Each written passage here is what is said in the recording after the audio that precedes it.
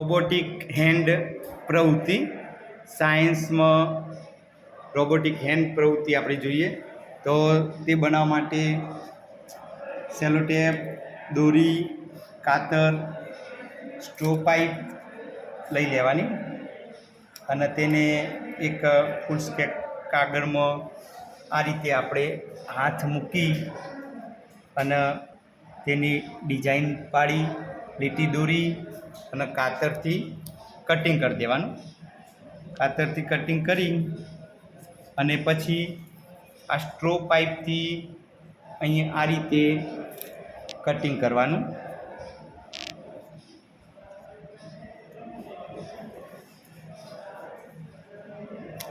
આ રીતે અંગૂઠાના ભાગમાં 2, આંગળીના ભાગમાં 3, એ રીતે 4 આંગળીના ભાગમાં 3 માપ પ્રમાણે કટિંગ કરવાનું. વચ્ચેના ભાગમાં 5 કટિંગ મોટા લેવાના સ્ટ્રો પાઇપના અને નીચે 1 મોટી પાઇપ.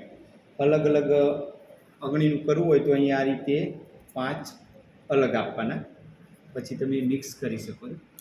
આ રીતે કટિંગ કરી અને ફેવી સ્ટોકથી કટિંગ કરેલો ભાગ ચોંટાડી દેવાનો. અહીંયા એક એક કટિંગ કરીને ગોઠવ્યા પછી ફેવી સ્ટિકથી ચોંટાડી દેવાનું અથવા સેલો ટેપથી એક એક ઓગળી અંગૂઠો લગાવી દેવાનો સ્ટ્રો પાઇપનો.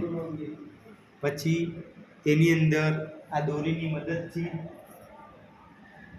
અહીંથી દોરી સરકાવી દેવાની અને ત્યાંથી લાવીને સેટ અહીંયા લાવી અને અહીંયા લોબી દોરી રાખી દેવાની અંગૂઠાના ભાગમાંથી. પછી એ રીતે પ્રથમ ઓગળી આ રીતે દોરી સરકાવી અને આ લાઈન આખી પૂરી કરી દેવાની. તે રીતે 5 ઓગળીની દોરી પસાર કરી વચ્ચે હથેળીમાંથી પણ પસાર કરી અને મેન એક સ્ટ્રોંગ પાઇપમાં લાવી દેવાની.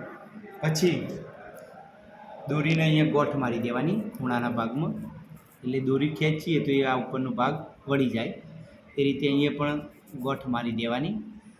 ગોઠ મારી દીધા પછી સેલો ટેપ લગાવીને બધું ઓકે થઈ જાય કમ્પ્લીટ કરી હાથના સાઈઝનું કટિંગ થઈ ગયું હોય, ગોઠવણી થઈ ગઈ હોય, અહીંયા 5 હાથની દોરીને અહીંયા લાંબી દોરી લઈ અને તેને ખેંચવાનું. આ રીતે ખેંચીશું તો અહીંયા હાથ અહીંયા વળશે, જેને રોબોટિક હાથ કહેવાય છે. આ રીતે વળશે પછી તેને છોડી દઈશું તો પાછા મૂળ સ્થિતિમાં આવી જશે.